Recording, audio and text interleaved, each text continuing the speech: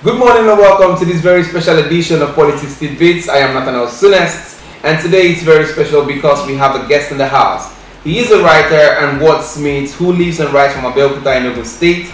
His works have been published widely home and abroad. He is the winner of the 2015 Africa-wide Babisha New Way Poetry Competition.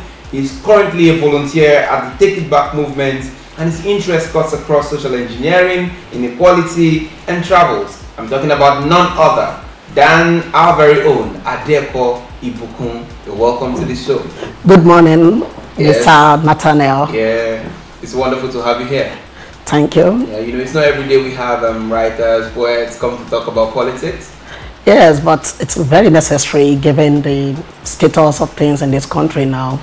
Everybody in all walks of life must be involved in politics because politics give permission to everything you want to do, including your profession and your interest. So we must be involved in politics, and that's why I'm glad to be part of Take It Back Nigeria. All right, that's wonderful. I like the way he puts it down to Take It Back Nigeria. You know, it would have been nice to talk poetry and writing, but let's go to Take It Back movement. Please throw some light about the Take It Back movement initiative. Okay, it's a kind of socio-political re-engineering of the Nigerian space. All right. So that's what we have. All right, that's wonderful. So who is behind this initiative? Okay, the convener of the initiative is the person of Omoyele Sowore, the publisher of Sahara Reporters. Okay, Omoyele Sowore. All right. I think that takes us deeper now into this discourse. Okay. Omoyele Sowore is running for the presidential seat come 2019. Yes, yes. All right. Can you highlight for us 5 major reasons why Sowore needs to be taken more seriously in Nigeria by Nigerians? I like this question because the evaluation of most Nigerians of the person of Sowore, it's a little not so informed or well informed, let me say.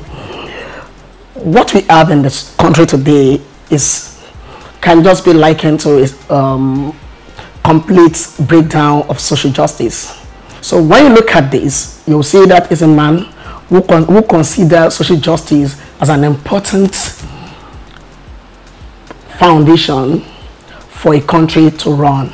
And I believe that to do that, you have increased compassion for your people and empathy. So because of that, we need to actually take him seriously, because if we have more leaders that are empathetic and consider social justice as one of their core values, then we will have a better country. He has inspired a lot of followership.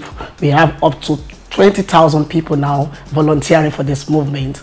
So it shows you that it's a man who achieves, and it's a man who understands how to achieve what he wants to achieve in a clear and transparent manner. So we need to give him an opportunity. That's what I believe. Okay, that's very enlightening. You say 20,000 followers. More than 20,000 followers captured, actually. We have a lot of other ones. 3 months. That's in less than 3 months, we have done that. Wow, that's very, very impressive. That's very impressive. Okay, before I go straight into Sowore for a full time, I want to know what would be like the key goal of the Take It Back movement come 2019. What will be the key goal? Okay. What we are doing is disruption. The disruption is to return Nigeria back to the Nigerian people. We don't want Nigeria to be an exclusive heritage of a few, and who do and undo, give themselves pardon after stealing all the wealth of our country, and even now giving us a country that we cannot sleep and have sound sleep at night. You know, these are the things that we intend to achieve with Take It Back movements. All right then, let me now take you to this part. I don't know how very close you are to Sowore. However, I want you to, can you highlight what the major agendas of the Sahara Reporter publisher is as regards his gunning for presidency? What are his major agendas? The first one is what I kept on hammering on, because it's the foundation for everything that he will be able to do as the president. First, let me say that he's trying to run a politics that does not carry the liability of godfathers and godmothers, so that when he has the mandate as the president of Nigeria, he can execute whatever promise that is in his manifesto. All right, just before we round up, I want to ask this question, and I think it's key. Just yesterday or day before yesterday, it was in the media where Showore says, when I become president, I would lock up Saraki. Do you not think that it will become a thing of what will I call it now? You know, the current administration has been accused of using power to witch hunt the opposition or witch hunt other people. Do you not think that's almost the same kind of trend that, I mean, people will see that same kind of trend when you say, when you get into power, you get this person into prison, you get that person into prison. Do you not see it as the same mix? I like what you just said now, because one of the things that this current administration is accused of, you rightly mentioned, is a skilled prosecution of corruption, which is not going to help the country, because we can't have a country where people cross from one political party to another and then their sins are forgiven. It doesn't matter whatever thing they've done before, the number of people who died as a result of the corruption that they actually participated in when they were in government. You know, that's important. But you must also understand the spirit of the work, the life work of Omoyele Sowore. It is not the one that wins shunt people.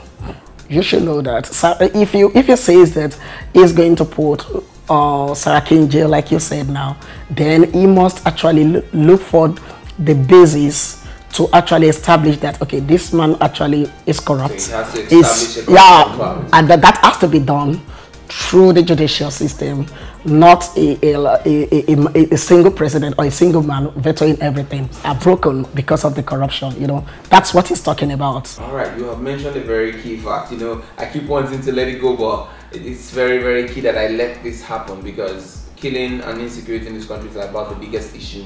Yeah. What do you think should be done as to ensure that the lives and property in this nation has, I mean, an average, a better standard of security? Well, I'm not a security expert, so I'm not going to pretend as if I have the answers to all what you have just said. But I'll just tell you that my own security goal is that I should be able to go through, to travel through any of the regions of this country, because I'm a citizen of this country, and not feel that my life is threatened. I should be able to establish my business any part of this country and not feel that that business is threatened.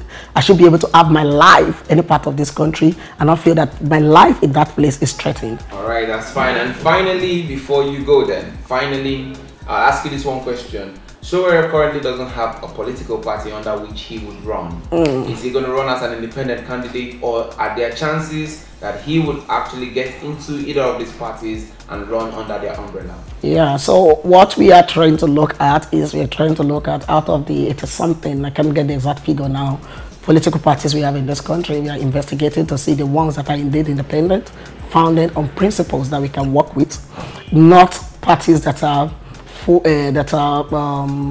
children, or let me say, also, you understand, not political parties that you have PDP and APC as their surrogates. You know, we are looking at parties that are indeed independent, founded on principles that we can work with, and we are having discussions with them.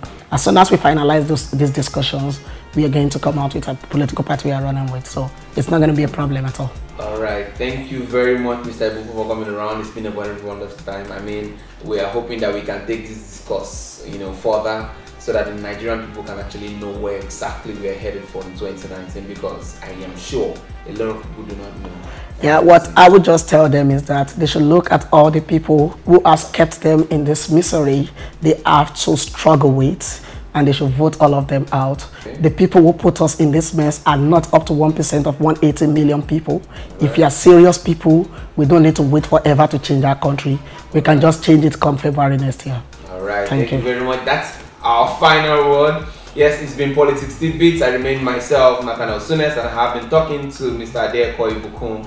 Thank you for having joined us. Please follow us on Twitter, Instagram, follow us on Facebook. It's Your Naija Entertainment, it's Your Naija everywhere. Please ensure that you will be able to share this video so that persons out there can also see and know that Nigerians' polity really lies in our hands. And again, I ask you, as I always do you have your PVC? Thank you.